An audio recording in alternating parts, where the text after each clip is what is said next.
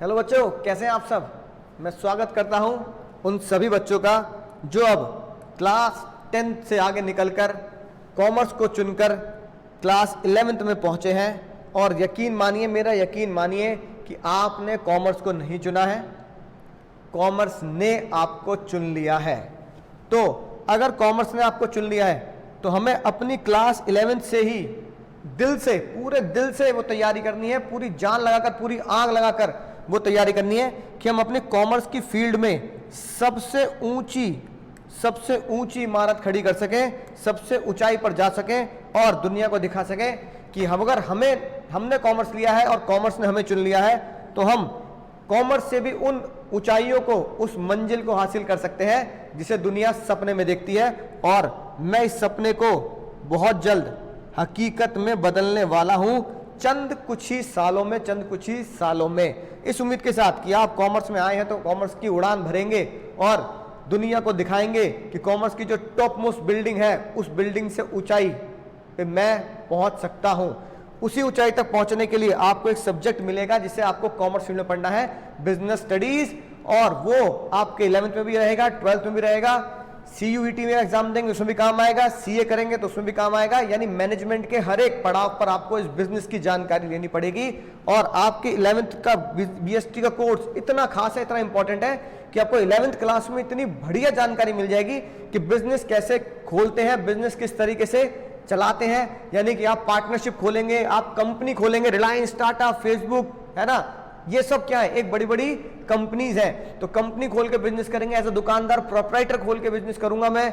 किस तरीके से मैं अपने बिजनेस को करूंगा, नेशनल लेवल पे करूंगा, इंटरनेशनल लेवल पे करूंगा, मॉल खोलूंगा, दुकान खोलूंगा या एक बहुत बड़ा कॉर्पोरेट जगत में टाई अप करूंगा। ये सारी बातें, मजेदार बातें बिजनेस के बारे में आप इस जानदार शानदार सब्जेक्ट में पढ़ेंगे जिसका नाम होगा बिजनेस स्टडीज। बिजनेस स्टडीज बहुत इंटरेस्टिंग, खासकर क्लास 11th इतना इंटरेस्टिंग है बिजनेस स्टडीज का कि आपको प्रैक्टिकल बातें पता लगेंगी कि अमूल क्या था, कोऑपरेटिव सोसाइटी है, कोऑपरेटिव सोसाइटीज क्या होती हैं, अमूल ने क्या किया, KGF के बारे में, है ना, बिजनेस स्टडीज में पता लगेगा KGF किस तरह का बिजनेस है, राइट। कोयले की खान क्या होता है, सोने की खान क्या होता है। इतनी जबरदस्त बातें, मजा आने वाला है आपको इस टॉपिक को पढ़ने में, सब्जेक्ट पढ़ने में आपको मजा आने वाला है सर, आप बहुत जल्द सीख जाएंगे। अगर कुछ बच्चों का, है ना, ये जानना है कि सर कैसे क्वेश्चन आते हैं एग्जाम में, मजा तो आने वाला है सर, तो आप देखिए न्यू एजुकेशन पॉलिसी के हिसाब से मोटा मोटी एक्सपेक्टेड है ना, एक्सपेक्टेड है कि 32 मार्क्स की आपको एग्जाम में केस स्टडीज देखने के लिए मिलेंगी। केस स्टडीज का मतलब क्या होता है सर, एक पैराग्राफ दिया जाएगा, एक केस लॉ दिया जाएगा, केस पैटर्न दिया जाएगा, उसमें से आपको ढूंढना पड़ेगा कि ये केस स्टडी किस चीज को दिखाती है। कि जैसे कि आपको केस स्टडी दे दी गई तो आपको पता लगेगा कि मेरी कौन सी इकोनॉमी है, राइट, ठीक है, ये किस तरीके से काम करता है या मुझे इसमें से कौन सी चीज का चुनाव करना है। क्वेश्चन के हिसाब से आपको केस स्टडी में से चुनना पड़ेगा। तो थोड़ा सा ट्रिकी पार्ट होता है जिसमें आपको थोड़ा सा दिमाग लगाना पड़ता है कि केस स्टडी आई कि सर ये मेरी इकोनॉमिक एक्टिविटी है या मेरी नॉन इकोनॉमिक एक्टिविटी है, तो आपको उसमें से चुनना पड़ता है। मैं आपको पढ़ा रहा हूं ये मेरी इकोनॉमिक एक्टिविटी है, मैं घर पे खाना बना रहा हूं ये मेरी नॉन इकोनॉमिक एक्टिविटी है। इस तरीके से आपको उस केस स्टडी की लाइन से चुनना पड़ेगा। समझ गए सर, पहले चैप्टर से हम ऐसे ही कुछ पढ़ते हैं। फिर अप्रोक्सीमेट, है ना, इतने मार्क्स के आपके MCQ बनते हैं, है ना, 16 से 20 मार्क्स के आपके MCQ बनते हैं।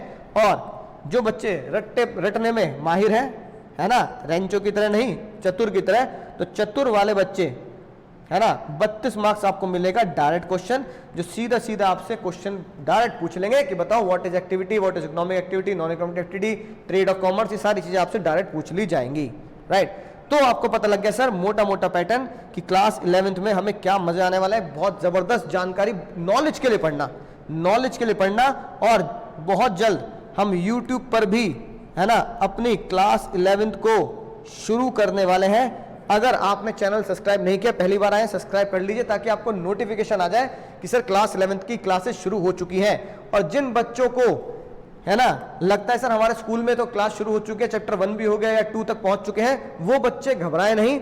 मेरी प्लेलिस्ट के अंदर आपको मिलेगी, किस नाम की playlist, class 11th business studies यानी क्लास 11th बिजनेस स्टडीज की प्लेलिस्ट मिलेगी। क्लास 11th बिजनेस स्टडीज की प्लेलिस्ट में जाकर आपको चैप्टर नंबर 1, चैप्टर नंबर 2, 3, 4 है ना, पहले 4-5 चैप्टर आपको बिल्कुल रिकॉर्ड करके डाले जा चुके हैं, ताकि आप उनसे प्रिपेयर कर सकें और जान सकें कि कैसे मुझे बिजनेस में आंसर देने हैं, कैसे मुझे केस स्टडी सॉल्व करनी है, कैसे मुझे एमसीक्यू सॉल्व करने हैं। तो जब तक आप इस प्लेलिस्ट से पढ़ाई शुरू करें, बहुत जल्द हम यूट्यूब पर भी है ना नए तरीके से भी पढ़ना शुरू करेंगे। इसलिए झट से सब्सक्राइब करने के बाद इंतजार कीजिए थोड़ा सा, कुछ ही दिनों में हम एक नई सीरीज लाने वाले हैं, बहुत शानदार जानदार, आपको ये मजा आने वाला है पढ़ के। बस मेरी आखिरी में एक बात ध्यान रखना, जो भी आप पढ़ने वाले हैं उसे आप नॉलेज के लिए पढ़ेंगे। एग्जाम में मार्क्स तो अच्छे आएंगे पर नॉलेज के लिए पढ़ेंगे, क्योंकि क्लास 11th की जो बीएसटी आपको नॉलेज देगी वो लाइफ टाइम आपके काम आएगा।